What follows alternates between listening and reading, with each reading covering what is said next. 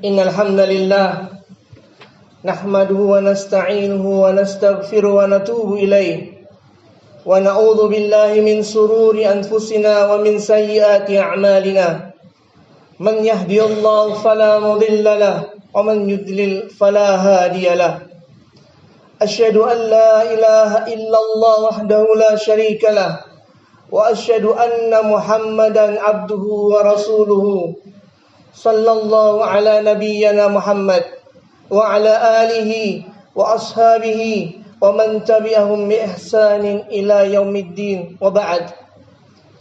Ya ayyuhalladzina amanu taqullaha haqqa tuqatih wa la tamutunna illa wa antum muslimun. Ya ayyuhan nasu taqu rabbakumul ladzi khalaqakum min nafsin wahidah wa khalaqa minha zawjaha وبث منهما رجالا كثيرا ونساء واتقوا الله الذي تساءلون به والأرحام إن الله كان عليكم رقيبا يا أيها الذين آمنوا اتقوا الله وقولوا قولا سديدا يصلح لكم أعمالكم ويغفر لكم ذنوبكم ومن يطع الله ورسوله فقد فاز فوزا عظيما أما بعد. Inna asdaqal haditsu kitabullah khairal hadyi hadi Muhammadin sallallahu alaihi wasallam wa syarrul umuri muhdatsatuha wa kullu muhdatsatin bid'ah wa kullu bid'atin dhalalah wa kullu dhalalatin finnar wa ba'd. Ma'asyiral muslimin, jamaah salat Jumat Masjid An-Nur rahimana rahimakumullah. Alhamdulillah, kita senantiasa bersyukur kehadirat Allah Subhanahu wa taala atas segala nikmat yang telah diberikan kepada kita sekalian. Nikmat iman, nikmat Islam, nikmat sunnah, nikmat kesempatan, nikmat kesehatan, dan nikmat di mana Allah menjauhkan kita dari mara bahaya. Saudara sekalian, jamaah Masjid An-Nur rahimana rahimakumullah. Kita berharap kepada Allah Subhanahu wa taala atas segala nikmat itu menjadikan kita menjadi seorang hamba yang jika diberi nikmat tersebut kita bersyukur. Jika kita dicoba dengan penderitaan, maka kita menjadi orang yang bersabar. Dan jika kita melakukan dosa, maka kita beristighfar, meminta ampun kepada Allah Subhanahu wa taala. Hal yang tiga ini merupakan ciri kebahagiaan seorang hamba dan keberuntungannya di dunia dan di akhirat. Hamba tidak akan pernah terlepas dari tiga keadaan tersebut.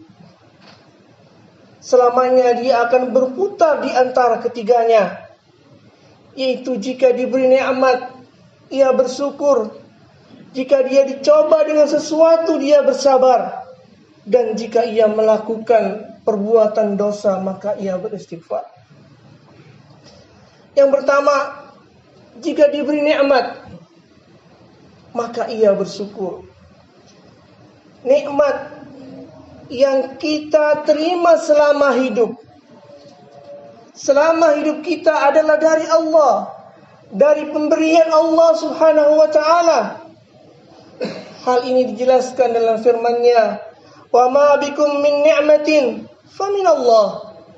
Maka apa saja nikmat yang ada pada kalian, faminallah, maka itu datang pemberian dari Allah. Betapa banyak nikmat yang Allah berikan kepada kita, yang jika kita mencoba menghitungnya, maka kita tidak akan mampu menghitungnya. Wa in ta'uddu ni'matallahi la tuhsuha. Dan jika kamu menghitung nikmat Allah, niscaya kamu tidak akan dapat menentukan jumlahnya. Maka dari itu sudah suatu kewajiban bagi kita untuk mensyukuri apa-apa yang telah Allah berikan kepada kita. Dan syukur ini terdiri dari 3 landasan. Yang pertama, mengakuinya di dalam hati. Mengakuinya di dalam hati, di mana kita mengakui bahwa semua nikmat yang telah diberikan oleh Allah kepada nikmat yang kita rasakan selama ini, semuanya datang dari Allah. Bukan disebabkan karena kemampuan dari kita, bukan karena kuasa daripada kita, tapi semua itu datang dari Allah Azza wa Jalla yang diberikan kepada kita. Kemudian yang kedua adalah bentuk syukur itu mengucapkannya secara lisan. Ketika kita sudah mengakuinya bahwa semua nikmat yang diberikan oleh Allah kepada kita, maka kita mengucapkannya dengan lisan, dengan mengucapkan Alhamdulillahirabbil alamin. Dan kita lihat bagaimana ketika penduduk surga semua ada masuk ke dalam surga, maka mereka mengatakan Alhamdulillahilladzi hadana li hada wa ma kunna linahtadiya laula an hadana Allah. Segala puji bagi Allah yang telah memberikan hidayah kepada kami, dan kalau bukan karena hidayah Allah, maka kita tidak akan berada di sini. Alhamdulillahilladzi bi ni'mati tatimmus shalihat. Segala puji yang kenikmat yang diberikan Allah, dan dengan nikmat itu bisa menyempurnakan amal saleh kita. Kemudian landasan yang ketiga adalah menggunakan nikmat tersebut dalam hal-hal yang diridhai oleh Allah Subhanahu wa taala. Kita diberikan oleh Allah nikmat mata, dan kita mengakui bahwa penglihatan kita itu datang dari Allah. Allah memberikan nikmat kita, dan kita memuji kepada Allah nikmat pendengaran, nikmat penglihatan yang telah diberikan kepada kita. Dan kita menggunakan nikmat penglihatan dan pendengaran kita itu dalam hal yang diridhai Allah Subhanahu wa taala. Sehingga ketika kita mendengar, ketika kita melihat sesuatu, kita tidak mendengar atau melihat sesuatu yang dimurkai oleh Allah Subhanahu wa taala. Begitu juga nikmat kaki, nikmat mulut. Maka kita gunakan kaki kita dalam melangkah kepada hal-hal yang diridhai oleh Allah Subhanahu wa taala. Saudara sekalian, rahimana rahimakallah. Maka jika kita melakukan hal itu, di mana dengan nikmat itu kita mengakuinya di dalam hati, kita mengungkapkannya secara lisan, dan kita menggunakan nikmat itu dengan melakukan hal-hal yang diridhai Allah Subhanahu wa taala, maka kita telah mensyukuri nikmat itu walaupun itu sebenarnya masih kurang. Kemudian yang kedua adalah jika dicoba, ia bersabar. Hakikat sabar adalah teguh, kokoh, mempertahankan jiwa untuk selalu berada pada ketentuan syariat Allah, dengan tetap menjalankan ketaatan dan menahan diri dari larangan, serta berlapang dada pada setiap ketentuan ujian dari Allah Subhanahu wa taala.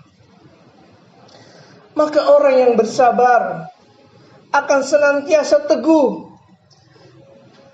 selalu menambah kekuatan, tenaga jasmani dan rohaninya untuk meningkatkan amal ketaatan, terus mengokohkan dan menambah tekun amal ibadahnya dan amal soleh mereka. Allah Subhanahu wa taala berfirman, "Ya ayyuhalladzina amanu sabiru." Wahai orang-orang yang beriman, bersabarlah kalian. Wasabiru, dan kuatkanlah kesabaranmu. Warabitu, dan tetaplah bersiap. Wattaqullaha, dan bertakwalah kepada Allah. La'allakum tuflihun, agar kalian termasuk orang-orang yang beruntung. Sehingga orang yang mereka itu bersabar dalam menahan penderitaan dengan tetap melaksanakan ketaatan, sehingga Allah Subhanahu wa taala amat memuji dan menyanjung mereka. Saudara sekalian rahimana rahimakumullah, dengan bersabar seseorang akan menyadari dan ridha, bahkan cinta terhadap ketentuan ujian penderitaan yang telah ditakdirkan oleh Allah pada dirinya. Allah Subhanahu wa taala berfirman, "Wa lanabluwannakum bisyai'in minal khaufi wal ju' wa naqsin min amwali wal anfusi wal thamarat wa basyiris sabirin." Dan sungguh akan kami berikan cobaan kepadamu dengan sedikit ketakutan, kelaparan, kekurangan harta, jiwa dan buah-buahan, dan berikanlah kabar gembira kepada orang-orang yang sabar. Terus sekalian rahimana rahimakallah, sabar terhadap ketentuan, ujian, cobaan, penderitaan tersebut terdiri dari 3 landasan. Yang pertama adalah hatinya menahan diri untuk tidak benci terhadap apa yang telah Allah tentukan. Ketika cobaan datang, penderitaan datang, ketika musibah datang, maka hati itu menahan diri untuk tidak membenci terhadap hal itu. Karena semua itu datang dari Allah. Ujian itu datang dari Allah, sehingga hati tidak benci terhadap hal itu. Terus yang kedua adalah ketika cobaan itu datang, musibah itu datang, maka lisannya menahan dari sikap mengeluh. Tidak mengeluh terhadap musibah tersebut, tidak mengeluh terhadap penderitaan tersebut. Kemudian yang ketiga adalah anggota badannya menahan diri dari perbuatan maksiat ketika cobaan penderitaan itu menimpa dirinya. Seperti mencela, mencabut rambutnya, memukul badannya ketika cobaan penderitaan itu kepadanya. Maka jika seseorang melakukan sabar dengan baik, maka buahnya cobaan itu akan berubah menjadi anugerah. Musibah bagi dirinya akan dirasakan sebagai karunia, dan yang dibenci menjadi yang dicintai. Karena Allah Subhanahu wa taala tidak memberikan cobaan untuk membinasakan hambanya, akan tetapi Dia memberikan musibah kepadanya untuk menguji kesabaran dan ketundukannya kepada Allah Ta'ala.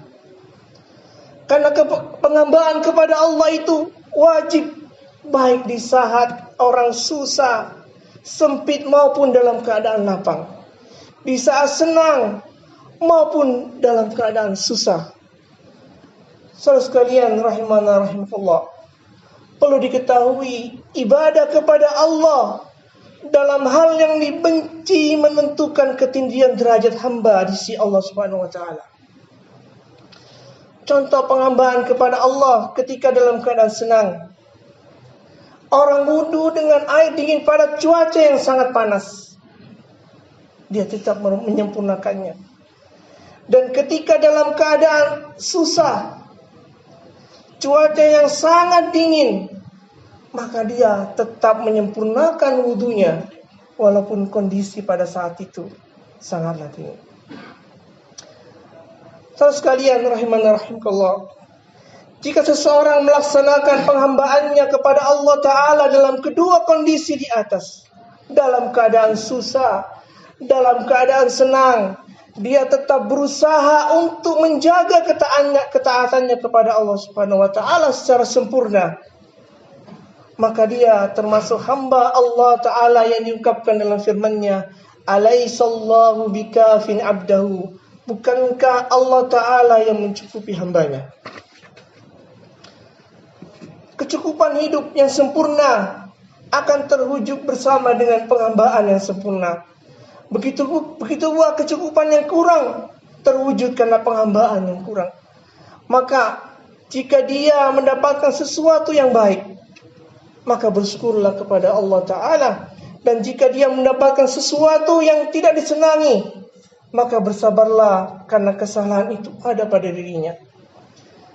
Rasulullah SAW menggambarkan keadaan orang mukmin, di mana Rasulullah SAW sabda, "Ajaban li amril mu'min." Sungguh menakjubkan urusan dari seorang mukmin. Inna amrahu kullahu, maka semua urusannya itu khair, baik baginya. Walaysa dzalika li ahadin illa lil mu'minin. Dan hal itu tidak didapatkan kecuali pada diri seorang mukmin. In asabatu sarra syakara. Dan jika dia mendapatkan kesenangan, maka dia bersabar. Fakana khairul lahu, maka itu baik baginya. Wa in asabatu darra sabara. Dan jika dia mendapatkan kesusahan, maka dia bersabar. Fakana khairul lahu, maka itu baik baginya. Kemudian keadaan yang ketiga adalah jika melakukan perbuatan dosa, maka ia beristighfar. Istighfar, memohon ampun kepada Allah Subhanahu wa Ta'ala, itu dapat menghapuskan dosa-dosa dan mendatangkan segala kenikmatan, seperti nikmat sehat, diberikannya hujan yang menyuburkan tanaman, keturunan dan lain sebagainya. Sebagaimana Nabi Nuh alaihissalam berkata dan menyerukan kepada kaumnya, Fakultu astaghfiru rabbakum innahu kana ghaffara. Maka aku berkata kepada mereka, mohonlah ampunlah kepada Rabbmu, sungguh Dia adalah Maha Pengampun. Allah Subhanahu wa Ta'ala menghendaki kebaikan kepada seorang hamba, maka Dia akan mencobanya dengan sesuatu yang menjadikan dia hina dan lemah di hadapannya, sehingga hamba itu bertaubat. Sebaliknya, jika Allah menghendaki kejelekan untuk seseorang, maka Dia akan menjadikan hamba itu takabur, ujub. Inilah ketelantaran yang menyebabkan seseorang itu menjadi hancur. Para ulama sepakat bahwasanya taufik, pertolongan Allah Ta'ala itu adalah bahwasanya Allah Ta'ala tidak menyerahkan kamu kepada dirimu sendiri, tidak menyerahkan kita kepada diri kita sendiri, yakni ia selalu mendapat pertolongan dari Allah Ta'ala. Namun sebaliknya, ketelantaran itu adalah bahwasanya Allah menyerahkan urusan kita kepada diri kita sendiri tanpa pertolongan Allah Ta'ala. Dalam hadis yang diriwayatkan oleh Al-Hakim dan disahihkan oleh Syekh Albani dalam Sahih At-Targhib, bahwasanya Rasulullah SAW mengajarkan suatu doa yang kita baca pada waktu pagi dan petang, yaitu Ya Hayyu Ya Qayyum bi rahmatika astaghitsu aslih li sya'ni kullahu wa la takilni ila nafsi tarfata ainin. Wahai Rabb yang hidup kekal lagi berdiri sendiri, dengan rahmat-Mu aku meminta pertolongan, perbaikilah segala urusanku dan janganlah diserahkan kepadaku walau sekejap mata pun tanpa mendapatkan pertolongan dari-Mu. Barakallahu li, astaghfirullah, innahu wal ghafurur rahim.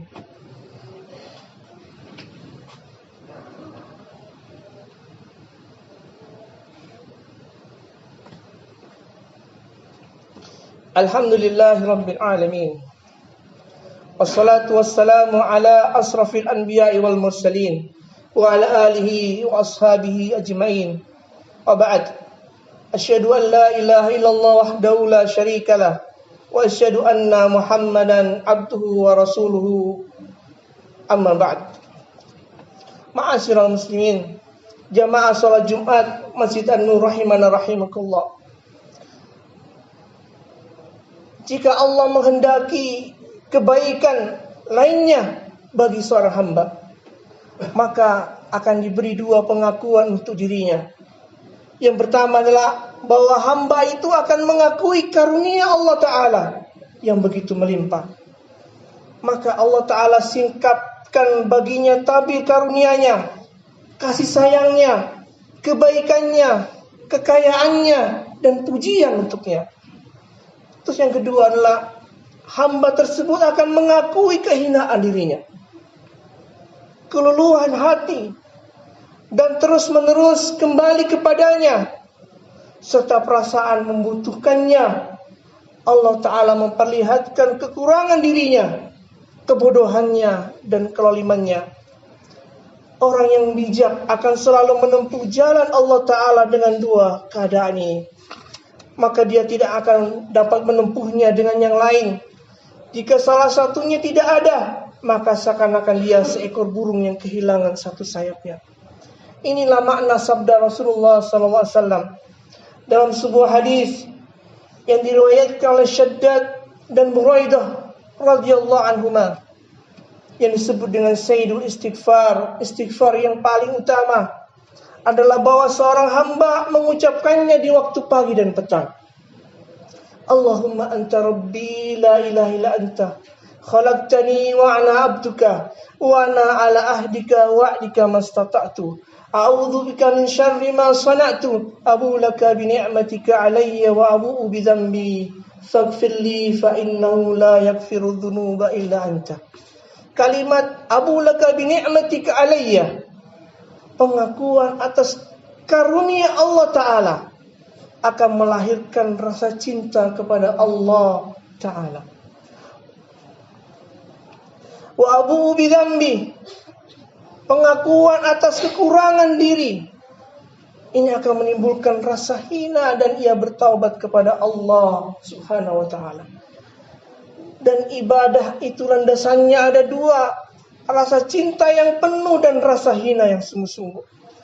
Jika seorang hamba telah membangun jalan hidupnya menuju Allah Subhanahu wa Ta'ala dengan dua landasan tersebut, maka dia tidak akan dapat ditundukkan oleh musuhnya kecuali karena kelengahannya. Setelah itu kasih sayang Allah Ta'ala dengan cepat akan memperbaikinya. Semoga Allah Subhanahu wa Ta'ala memberikan rahmatnya dan mengampuni serta memasukkan kita ke dalam orang-orang yang bertakwa. Kita memohon kepada Allah Subhanahu wa Ta'ala petunjuk dan rahmatnya, dan kita mohon ampun kepada Allah Subhanahu wa Ta'ala. Allahumma salli ala Muhammad wa ala ali Muhammad kama sallaita ala Ibrahim wa ala ali Ibrahim innaka Hamidum Majid. Allahumma barik ala Muhammad wa ala ali Muhammad kama barakta ala Ibrahim wa ala ali Ibrahim innaka Hamidum Majid. Allahumma ighfir lil mu'minina wal mu'minat والمسلمين والمسلمات الأحياء منهم والأموات إنك سميع قريب مجيب دعوات. ربنا إننا آمنا فاغفر لنا ذنوبنا وقنا عذاب النار. ربنا إننا سمعنا مناديا ينادي للإيمان أن آمنوا بربكم فآمنا. ربنا اغفر لنا ذنوبنا وكفر عنا سيئاتنا وتوفنا مع الأبرار. ربنا وآتنا ما وعدتنا على رسلك ولا تخزنا يوم القيامة إنك لا تخلف الميعاد. ربنا آتنا في الدنيا حسنة وفي الآخرة حسنة وقنا عذاب النار. سبحان ربك رب العزة عما يصفون وسلام على المرسلين وآخر دعوانا الحمد لله رب العالمين.